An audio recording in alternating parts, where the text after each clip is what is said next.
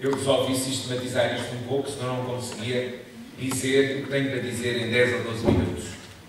Falo muito e por isso tentei sistematizar. E comecei por trazer para este debate talvez algumas das questões que eu me debato no dia-a-dia que têm a ver com o design, que é aquilo. Eu respiro design, não é? Vivemos design e respiro design. E como tal, há questões... algumas tenho algumas certezas, outras tenho menos certezas.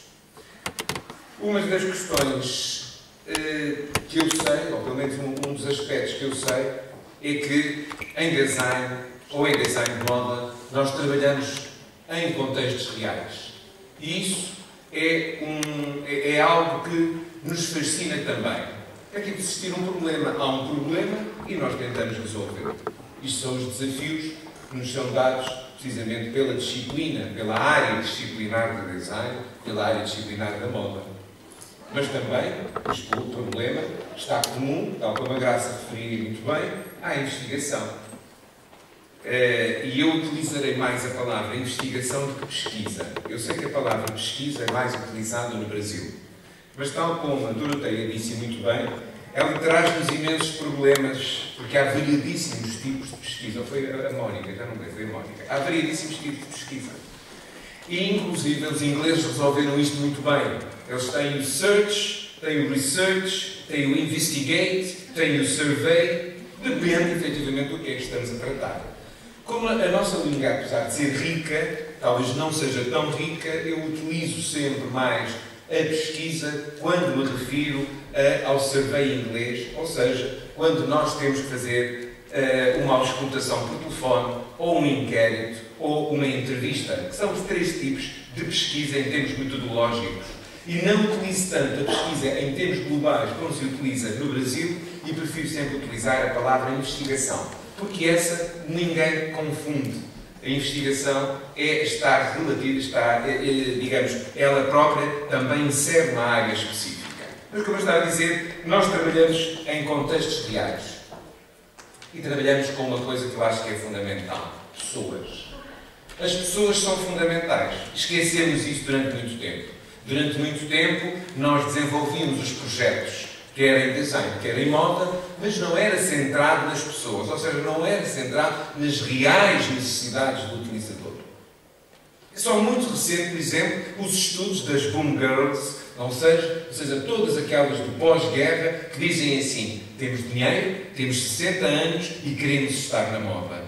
Então vai para ali, veste, tem ali o vestir para gordas, tem ali o vestir para as velhas. Diz, não, eu não sou nem velha, não sou nem gorda. Eu sou uma pessoa ativa, continuo a ser ativa, continuo a querer efetivamente que a moda me ajude a responder às minhas necessidades do dia a dia. Ora, isto já é um design centrado nas pessoas. Centrado nas necessidades, como dizia a Graça há pouco, das questões da sustentabilidade, das questões da inclusividade. Porquê é que nós dizemos design inclusivo? Quem nos dera a nós que um dia possamos deixar cair a palavra inclusivo. Quer dizer que tudo aquilo que fazemos passa a, pelo menos em termos de preocupação, a incluir todos, ou a incluir a grande maioria das pessoas. E esta é a grande diferença. Passamos a trabalhar não é para as pessoas, é com as pessoas. E aí surge o User-Centered Design, o design centrado no utilizador. E aí começa a surgir o design participativo, Participatory Design. Ou seja, sentimos que essas pessoas não é só no fim. Vejam lá se isto, venham cá avaliar se isto é bom. Não. É durante o processo que nós, efetivamente, temos que colocar as pessoas centrais nos nossos desafios, em termos de design e de moda. Mas é também muito importante termos visão. Agora que em Portugal todos dizem que não há dinheiro, não há emprego, então é o fado, não é? Nós temos o fado na alma e então só quando vamos lá para fora é que conseguimos ser grandes e engrandecermos. Cá é o fado. Temos que deixar cair esta nossa tendência e dizer assim, não há dinheiro, ok, fechou-se uma porta, abre-se uma janela. E é uma oportunidade. Esta oportunidade de crise pode ser uma oportunidade desde que nós tenhamos visão. Há variedíssimos exemplos internacionais, não só portugueses como internacionais, em como a visão mudou completamente as coisas. Se calhar temos que nos unir muito mais. Se calhar temos que não estar aqui no nosso pedestal de universidade, nós é que sabemos, e ver o que é que a sociedade civil, a empresa, a indústria necessita. Sermos mais humildes, aproximar-nos das várias valências. Se calhar para termos, efetivamente, um novo paradigma em que a visão, eu penso que é fundamental. Temos que produzir estratégias de design. A palavra estratégia é fundamental. Sem uma estratégia de base, nós não vamos conseguir implementar.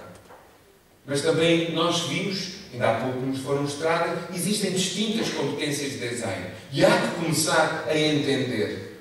O designer de comunicação não é mais o designer gráfico de há 10 anos atrás.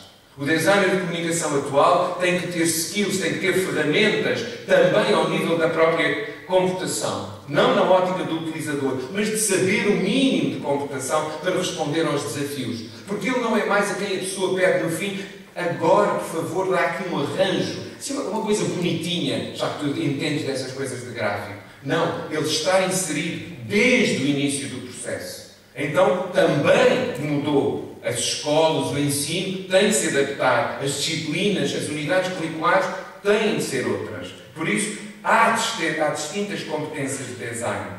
Um design, quer dizer, de serviços, não é efetivamente um designer de moda. Não é. Um designer de moda não é um estilista. Por isso nós temos, efetivamente, distintas competências e há lugar para tudo. Mas há também que entender que, apesar de estarmos trans e interdisciplinarmente organizados, ou que nos devemos organizar trans e interdisciplinarmente, existem competências distintas dentro destas áreas. Mas, de qualquer maneira, a unicidade é extremamente importante. É aquilo que nós queremos quando fazemos um projeto em design de moda, é que ele seja único, que responda aos desafios do problema, mas que seja único. Mas também nos é exigido em termos de investigação. Quando nós desenvolvemos, seja ao nível do mestrado, não tens que contribuir realmente para o conhecimento, mas temos efetivamente que contribuir. Isto, quando fazemos doutoramento, deixou de ser dissertação para passar a ser tese. Porquê? Porque é obrigatório ser único, de contribuir realmente para o conhecimento. Integração de competências. Cada vez mais temos que integrar as várias valências, as várias competências, se queremos efetivamente responder às necessidades, aos desafios que nos são postos hoje em dia. O design tem que ser cada vez mais socialmente responsável. Socialmente responsável, atender às necessidades da sociedade. E aí, penso, de acordo com aquilo que a Doroteia e até a Mónica falaram, há uma dimensão em que o Brasil, de acordo com o que eu conheço, e perdoem-me se estou a meter-me em seara a ideia, mas penso que o Brasil tem que apostar mais, tem que bater o pé e apostar, que é nos 3 vértices do triângulo. Em 2 eles respondem perfeitamente, que é o ensino e a investigação. Mas a ligação à sociedade, aos problemas reais, não há mais espaço para os alunos fazerem apenas a parte poética. Há um período para isso. Os primeiros anos de formação mais propedêuticos. Mas quando nós chegamos, sobretudo ao nível do mestrado ou do doutoramento, têm de ser problemas reais. Têm de ser problemas em que nós vamos resolver os desafios que nos são dados pela sociedade. E temos que fazer um design socialmente responsável. Porque dentro disto, nós temos a sustentabilidade, o ecodesign e tudo o que quiserem, desde que tenhamos a noção de que o design tem que ser socialmente responsável. Mas também ter uma visão holística, uma visão global. Isto é fundamental para o desenvolvimento dos nossos projetos. O papel do designer nas empresas e na sociedade, ele não é mais aquele elemento pontual que vem ser chamado num dado momento. Ele tem que ser, se calhar, um elemento devido à sua visão ampla, ele tem que estar presente ao longo, ele tem que estar ao lado de quem toma as decisões, do gestor. Não pode, efetivamente, é designer, vem agora só naquele período. Não, ele tem que estar precisamente ao longo de todo o trabalho. Daí, o papel dele é fundamental. Uma maior ligação entre o ensino, a investigação e a sociedade civil, que é aquilo que eu considero como as 3 partes mais importantes. É as 3 partes, precisamente, do meu desafio atualmente, é de tentar interligar na investigação a qual estou eu e outros professores, alguns deles aqui presentes, estamos ligados, e mesmo com o Brasil, Marisilda, um beijo. Estamos sempre muito preocupados em ligar estas três coisas: ensino, investigação e os desafios da sociedade. Por outro lado, temos que compatibilizar a teoria e a prática em design. Eu aqui fiz um esquema que tem a ver um pouco com esta questão da co-criação, ou seja, do design participativo, em que temos, por um lado, a parte base da investigação, temos precisamente que pensar em todo o universo que está ligado a isto, pensar no design aplicado, na investigação aplicada, no aplicar na indústria, no produto. Por isso, tudo isto começa a estar interligado. Por um lado, universidades, por outro lado, centros de investigação, por outro lado, a própria indústria. Diversidade em design. Vou tentar ser mais rápido.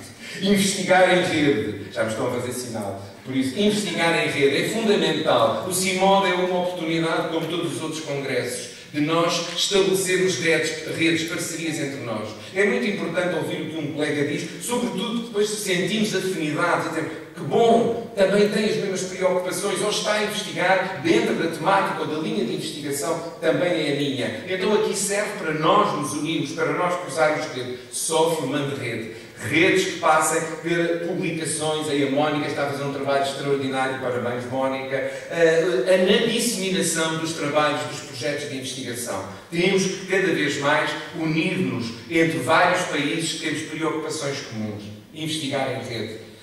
Estabelecer plataformas, maior disseminação do que investigamos, estabelecer ligações entre os vários centros de investigação nacionais e internacionais, criar cursos em associação. Cada vez mais é importante criar esses cursos. Nós estamos a desenvolver entre as três universidades, a Universidade da Beira Interior, a Universidade do Minho e a Universidade Técnica de Lisboa, uniram-se precisamente para desenvolver um curso internacional em design de moda que está a ser criado. É um curso de doutoramento em design de moda, em que se pretende efetivamente que vários parceiros do Brasil, de outros países da Europa se possam unir. Por isso, não é apenas do design em geral, mas específico do design de moda. Cá está. Temos que encontrar estas parcerias e desenvolver através da união entre as várias instituições. Deve-se apoiar as nossas reuniões científicas cada vez mais. Se nós não debatemos, como dizia a Graça, é impossível. Temos que nos sentar, olhar uns pelos outros e debater estas questões, ou não vamos lá. Arranjar mais bolsas de investigação, publicar, temos que publicar cada vez mais. Os rankings internacionais têm a ver com o nível das nossas publicações e a qualidade, se elas são publicações indexadas, se pertencem ao ISI, etc. Quer queiramos, quer não podemos refugiar e dizer que nós somos artistas, não somos cientistas, não temos que publicar da mesma maneira. Temos que mostrar que somos, que ao produzir ciência, que ao produzir e ao fazer investigação em design, os nossos critérios, os nossos níveis de rigor são tão exigentes quanto, precisamente, o de uma área informática ou de uma medicina ou de qualquer outra parte da ciência.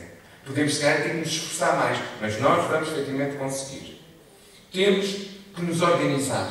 Cada vez mais a organização para nós, para mim, é central. Definir os nossos objetivos. Promover o desenvolvimento, a produção, a inovação e conhecimento científico, tecnológico e artístico nos domínios do design e da moda, interagindo com outras áreas disciplinares, bem como com a educação e a sociedade, pensando-a num todo. Ou dito de outra forma, suportar projetos de investigação, de articular a investigação fundamental e aplicada com o treinamento, ligar a investigação com instituições externas, associações e empresas, enquadrar e apoiar atividades de investigação e de difusão. Estamos neste momento, a viver um momento que é uma oportunidade única. Está em nós e nas nossas mãos, não o devemos perder. Por isso, temos que pensar que temos neste momento a possibilidade de aumento significativo de recursos humanos, técnicos e tecnológicos ao nosso dispor. A Universidade possui uma maior liberdade para desenvolver e implementar a estratégia. Tecnologia, economia, assim como a arte e o design estão combinados para inspirar novas inovações através de atividades transdisciplinares. Temos que ser focados, saber exatamente o que é que queremos tratar. E aí Temos ali várias coisas, eu vou tentar passar mais rapidamente, mas sobretudo selecionar mentes importantes na investigação a nível mundial, encorajar na tomada de riscos assumindo iniciativas, providenciar melhor enquadramento em infraestruturas para a investigação, focar na qualidade da investigação e implementar medidas de avaliação. Nós queremos ser avaliados, não temos medo de ser avaliados, mas ser avaliados dentro das nossas áreas, com os nossos parâmetros, definidos por nós. Providenciar melhores oportunidades para a inovação através da investigação trans e multidisciplinar.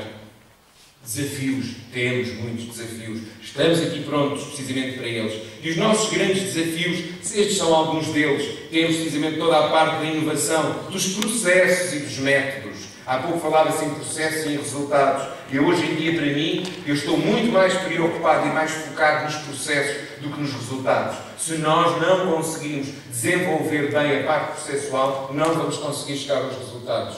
Temos precisamente a parte toda das experiências e da usabilidade em termos de utentes. Temos que fazer uma gestão estratégica de design, uma boa aplicação de toda a investigação material, utilizar todos os nossos suportes, precisamente em termos de mídia. Por outro lado, temos o envelhecimento, temos as questões da sustentabilidade, cruzar com a energia, com depois toda a gama, por exemplo, dos transportes e dos veículos, de todos os serviços, das facilidades da vida, mas também com a pobreza. É uma realidade mundial e nós não nos podemos esquecer dela, daí o design socialmente responsável, quando estamos a trabalhar precisamente nestas áreas. Estou praticamente a terminar. O design está a tornar-se estratégico para as empresas, regiões e países. Eles começam a descobrir que sem o design não vão lá. Até mesmo em Portugal, muitas das nossas empresas já descobriram isso. O design deve tornar-se o núcleo dos nossos esforços para diferenciar o que fazemos e o que produzimos. O design tem múltiplos benefícios: competitividade, qualidade, produtividade, inovação. Porque ele compete através da inovação. Compensação financeira e limites competitivos mais definidos vai gerar o facto de termos melhores ideias, melhores produtos e melhores serviços. Muito obrigado.